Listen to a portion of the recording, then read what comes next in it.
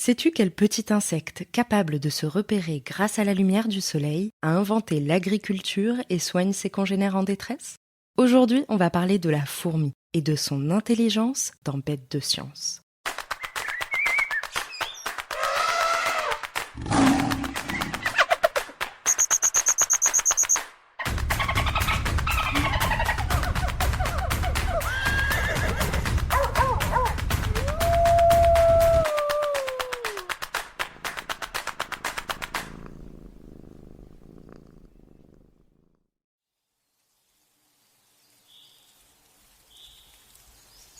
Elles arpentent la Terre depuis des centaines de milliers d'années.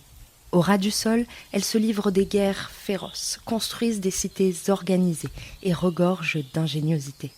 L'histoire des fourmis est une épopée évolutive. La plus ancienne représentante connue de cette odyssée a été retrouvée fossilisée dans une résine, l'ambre. Elle vivait il y a plus de 100 millions d'années. Depuis, les fourmis n'ont eu de cesse de s'adapter aux défis de la vie sur Terre avec succès. En dépit de son poids plume, quelques milligrammes à peine, la fourmi est une championne, toute catégorie de la survie. Son corps, constitué des 3 parties que l'on retrouve chez les insectes, la tête, le thorax et l'abdomen, est recouvert par un exosquelette. Ainsi, contrairement à l'être humain, le squelette de la fourmi ne se trouve pas à l'intérieur de son corps, mais il l'entoure comme une petite armure. C'est de cette carapace que jaillissent ses puissantes mandibules. Grâce à elle, la fourmi mord ses proies, mange, déchiquette ou attrape ce qu'elle trouve. Les 2 antennes qui surplombent sa tête sont quant à elles d'incroyables outils de communication. Elles lui permettent d'identifier les odeurs que ses camarades émettent grâce à des glandes, des organes situés à divers endroits de leur corps et spécialisés dans la production de substances chimiques odorantes. Ces odeurs, que l'on appelle phéromones, sont le moyen d'une communication complexe entre fourmis. Déposées sur le sol ou pulvérisées dans l'air, les fourmis les utilisent pour signaler un danger, se reconnaître entre elles, ou pour marquer un chemin qui mène par exemple au nid. Et oui, la fourmi n'émet pas de bruit. Elle vit dans un monde de senteurs et parle grâce aux odeurs. Et ça n'est pas là la caractéristique la plus étonnante de cette petite bête, car elle est décidément une créature pleine de ressources. En cas d'attaque, la fourmi peut pulvériser de l'acide sur son agresseur ou le piquer grâce à son aiguillon. Et si tu crois qu'une si petite bête ne peut pas faire bien mal, ne t'y trompe pas. La fourmi balle de fusil tient le record de la piqûre la plus douloureuse au monde. Si une fourmi trouve de la nourriture, elle peut la récupérer et la stocker dans une poche située juste à l'avant de son estomac. Grâce à un système de petites portes qui s'ouvrent et se ferment, elle peut décider de régurgiter la nourriture pour la transmettre à ses camarades ou au contraire la faire glisser dans son estomac pour s'en nourrir. Et les grands yeux de la fourmi lui sont aussi bien utiles. Ils lui permettent de voir une dimension du ciel qui échappe à l'œil humain. Grâce à cette faculté, elle est capable de s'orienter en fonction de la lumière du soleil. Le corps de la fourmi concentre donc en quelques millimètres à peine des miracles d'ingéniosité biologique. Et en plus d'être taillé pour la survie, il l'est également pour la vie en collectivité. Car la fourmi est un insecte social. Elle vit dans une société matriarcale, constituée uniquement de femelles, et où le pouvoir se transmet de mère en fille.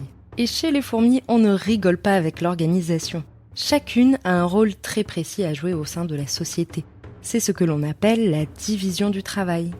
La reine, qui fonde la colonie, s'occupe toute sa vie de pondre des œufs. C'est elle qui donnera naissance à toutes les fourmis qui vivront au sein du nid. Selon la nourriture donnée aux larves, celles-ci deviendront des princesses ou des ouvrières et appartiendront donc à des castes différentes. Et c'est en fonction de leur âge ou de leur taille que ces ouvrières auront diverses tâches à accomplir dans et autour de la fourmilière. Parfois, leur rôle au sein de la société se reconnaît à travers leur apparence. On parle alors de polymorphisme. Certaines ouvrières s'occupent de nourrir la reine et ses larves. D'autres ont la responsabilité de ramener la nourriture pour l'ensemble de la colonie. Les ouvrières soldates sont quant à elles chargées de défendre le nid en cas d'attaque ou d'intrusion. Et il y en a même qui s'occupent de faire le ménage. Et oui, les fourmis sont très propres. Elles produisent des substances antibiotiques, oui, comme les médicaments, et antifongiques qui empêchent le développement des champignons pour garder leur nid dans un parfait état de propreté. Rien n'est laissé au hasard dans le royaume des fourmis. pas même la température du nid, que celle-ci régule grâce à des ouvertures qui permettent de le ventiler. Et si elle augmente un peu trop, aucun souci. On déplace les larves pour les garder au frais. La force des fourmis, c'est leur solidarité. Elle leur permet d'accomplir de véritables exploits dans le monde entier. En Amérique, les fourmis Atta cultivent ainsi un champignon dans les sous-sols de leur nid pour s'alimenter. Elles le plantent, nettoient le sol où il pousse et l'enrichissent de gouttes fécales qui servent d'engrais. Pour entretenir la croissance du précieux champignon, c'est un balai d'une infinie précision qui se met en place. Des ouvrières s'occupent de couper les végétaux dont il a besoin pour grandir, d'autres de les transporter jusqu'à la fourmilière, pendant que des soldats protègent le convoi. Ce sont d'extraordinaires jardinières, et ce, depuis 50 millions d'années. En Europe, les fourmis rousses des bois élèvent des pucerons en véritables bergères. Elles se nourrissent de leur miella, une substance sucrée dont elles raffolent. En échange du miella, les fourmis protègent les pucerons contre de potentiels prédateurs. Les fourmis ont développé ces formes de coopération avec toutes sortes d'organismes sur la planète. C'est ce que l'on appelle le mutualisme. Dans les arbres des forêts africaines, on peut observer les fourmis tisserandes. Ces fourmis utilisent la soie de leurs larves qu'elles tiennent entre leurs mandibules pour coudre les feuilles de leur nid entre elles. Et les fourmis moissonneuses peuplent quant à elles le bassin méditerranéen et unissent leurs efforts pour récolter des graines que certaines d'entre elles mâchent et recrachent. Elles fabriquent ainsi ce que l'on nomme du pain de fourmis. La coopération chez les fourmis est si spectaculaire que les chercheurs parlent de super-sociétés et même de super-organismes. Ils s'inspirent de leur intelligence sociale pour créer des algorithmes et des robots autonomes. Tout cela est déjà très étonnant, mais si tu crois être arrivé au bout de tes surprises concernant ce petit insecte, détrompe-toi. Tout comme pour l'ensemble de ses capacités, l'intelligence de la fourmi est loin d'être proportionnelle à sa taille. Pour nous en rendre compte, décollage immédiat pour la Côte d'Ivoire. Nous allons observer l'un des phénomènes les plus fascinants du règne animal, une guerre terrible entre termites et fourmis.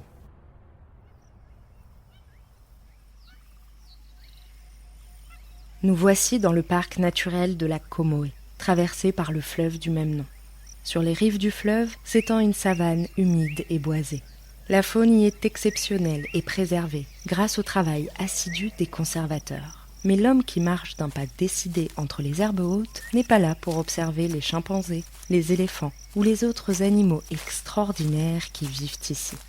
Ce qui l'intéresse, c'est une fourmi qui peut mesurer jusqu'à 2 cm de long et compte parmi les plus grandes de la planète, Megaponera analis.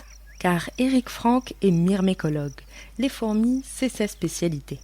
Alors qu'il conduisait dans le parc l'autre jour, il a roulé par mégarde sur une colonne de fourmis. Tu sais, cette file à la queue leu-leu qu'elles forment pour se déplacer. En s'arrêtant pour voir les dégâts causés, Eric s'est aperçu avec surprise que les fourmis sauvaient certaines de leurs congénères blessés et pas d'autres. Il n'en fallait pas plus pour qu'une idée d'expérience germe dans son esprit scientifique. Aujourd'hui, il s'est donc donné pour mission d'observer un raid de fourmis. Il cherche à savoir comment les blessés sont traités sur le champ de bataille. Car les fourmis qu'il étudie, les fourmis matébélées, se nourrissent uniquement de termites. Une seule colonie peut en engloutir jusqu'à 2000 par jour. Mais ce régime alimentaire n'est pas sans risque, car les termites sont de redoutables guerriers, qui ne se laissent pas croquer sans rien dire. La journée promet donc d'être mouvementée. À quelques pas, il y a justement une colonie qu'il connaît bien. Eric s'approche du nid et après quelques minutes d'attente, il ne tarde pas à apercevoir une colonne de fourmis se frayer un chemin au ras du sol. Elles partent en chasse. La fourmi que tu vois en tête, c'est l'éclaireuse. Elle a déjà examiné les environs et repéré la termitière qui subira leur terrible attaque. Derrière elle, près de 500 fourmis guerrières marchent d'un bon pas. Elles parcourent ensemble les 50 mètres qui les séparent de leur cible. Dès qu'elles arrivent à destination, la division du travail opère. Chaque fourmi a un rôle précis à jouer. Tandis que les plus grandes brisent les parois de la termitière, les plus petites se faufilent à l'intérieur pour attaquer les termites, s'en emparer et les sortir du nid. Une fois dehors, les grandes fourmis prennent à nouveau le relais et se chargent de ramener les termites jusqu'à la fourmilière. Au nid comme à la guerre, les fourmis sont organisées et capables de mettre en place des stratégies redoutables. Durant l'attaque néanmoins, les batailles sont féroces. Les termites mordent, grimpent sur le dos des fourmis, leur arrachent des pattes et les blessent sérieusement. Les fourmis guerrières n'en ressortent pas indemnes. Pour répondre à sa question d'origine, pourquoi certaines soldates blessées sont-elles ramenées au nid et pas d'autres, Eric ne s'est pas contenté d'étudier le comportement des fourmis revenant de la chasse dans leur milieu naturel. Il a également reproduit l'expérience en laboratoire en déplaçant des fourmilières entières. Et ce qu'il a découvert a dépassé toutes ses attentes. Lorsque les fourmis reviennent de la chasse, nombreuses sont celles à avoir perdu plusieurs pattes dans la bataille. Mais chez les fourmis, on n'abandonne pas une soldate à terre, on la ramène jusqu'à la fourmilière. Cependant, celles dont l'état est le plus grave ne se laissent pas transporter par leurs camarades. Elles se débattent et ne montrent aucun signe de coopération. Les autres fourmis ne peuvent ainsi rien faire d'autre que les laisser sur place. Ce comportement étonnant de sacrifice personnel pour le bien collectif a déjà pu être observé sous d'autres formes, lorsqu'une ouvrière atteinte d'un parasite quitte la colonie pour ne pas l'infecter, ou lorsqu'une fourmi, se sachant en fin de vie, part de la même façon rendre son dernier souffle loin du nid. Les soldates légèrement blessées agissent quant à elles de façon tout à fait différente. Elles appellent à l'aide grâce à une odeur, une phéromone qui indique aux autres qu'elles sont en détresse. Eric a même pu observer un comportement assez cocasse de leur part. Les blessés tentant de retourner au nid peinent à marcher et claudiquent lentement si elles sont à proximité d'autres fourmis, alors que loin de toute camarade, elles reprennent un rythme de marche tout à fait normal. À dire vrai, elles cavalent tout aussi vite que si elles n'étaient pas mal en point. Alors, est-ce que les fourmis font du cinéma pour apitoyer leurs camarades ? Eh bien, pas tout à fait. Selon Eric, c'est là une stratégie plutôt maligne adoptée par la fourmi blessée pour augmenter ses chances d'être repérée par des congénères susceptibles de l'aider. Et puis, lorsqu'on émet un appel à l'aide, mieux vaut ne pas avoir la bougeotte pour être facilement repérable. Lorsque ses comparses repèrent le signal et viennent à sa rencontre, la fourmi fait alors tout ce qu'elle peut pour faciliter son propre sauvetage. Elle replie ses pattes et reste immobile pour pouvoir être transportée sans difficulté. Le tri qu'Eric avait pu observer lorsqu'il a roulé sur une colonne de fourmis a donc bel et bien lieu. Mais c'est un tri collectif. Les fourmis blessées décident elles-mêmes d'être sauvées ou non en fonction de la gravité de leur état. Le fait de les transporter loin du champ de bataille permet aux guerrières d'échapper aux prédateurs qui pourraient profiter de leur situation de faiblesse. Mais ça n'est pas tout. Une fois arrivés au nid, l'incroyable répartition des tâches se remet en place. On s'occupe des blessés, seuls ou à plusieurs, selon la nature des dégâts subis. Si un termite est resté accroché sur le dos d'une fourmi, pas d'inquiétude, une équipe spécialisée s'occupe de le déloger. Et c'est en observant cette formidable organisation dans la prise en charge des patientes fourmis qu'Eric a fait sa découverte la plus étonnante. Les fourmis soignent directement les plaies ouvertes de leurs coéquipières. Certaines lèchent en effet les plaies, pendant que d'autres maintiennent les membres blessés grâce à leurs mandibules ou leurs pattes avant. Un vrai travail de médecine d'urgence. Les chances de survie des fourmis ainsi soignées augmentent considérablement. Les fourmis ne s'échinent donc pas pour rien, leur traitement donne des résultats. Eric pense que ces soins limitent le risque d'infection des plaies et les risques de transmission de microbes au reste de la colonie. La fourmi soigne donc ses congénères. Cette faculté à soigner les autres n'avait jamais été observée chez un autre animal que l'être humain. Incroyable, n'est-ce pas ? La prochaine fois que tu croiseras une colonne de fourmis, n'hésite pas à y regarder d'un peu plus près. Elles marchent sur cette terre depuis 100 millions d'années et n'ont visiblement pas fini de nous étonner. Allez, on récapitule. La fourmi est un insecte présent sur presque tous les continents de la planète. Omnivore, elle mange de tout et son régime alimentaire varie selon son espèce. Elle vit au sein de sociétés très organisées où est mise en place une répartition stricte du travail. Elle est capable de cultiver des champignons, d'élever des pucerons ou encore de récolter des graines. Ce niveau d'organisation sociale complexe est assuré par un système de communication élaboré, fait d'odeurs que l'on appelle phéromones. Fidèle à son titre de reine de la coopération, la fourmi sauve ses alliés blessés lors de la chasse. Et elle ne s'arrête pas là. Une fois à l'abri dans leur fourmilière, elle les soigne. Alors, pas si bête la fourmi. Merci d'avoir suivi cet épisode de Bêtes de Science. Si ce podcast te plaît, tu peux t'abonner pour découvrir de nouveaux épisodes toutes les 2 semaines et en apprendre toujours plus sur l'intelligence fascinante des animaux. Si tu nous suis sur Spotify ou Apple Podcast, tu peux même nous laisser 5 étoiles pour nous dire qu'on a fait du bon travail. Ou nous laisser un commentaire si tu veux qu'on parle d'une bestiole en particulier. À bientôt jeune aventurière et jeune aventurier.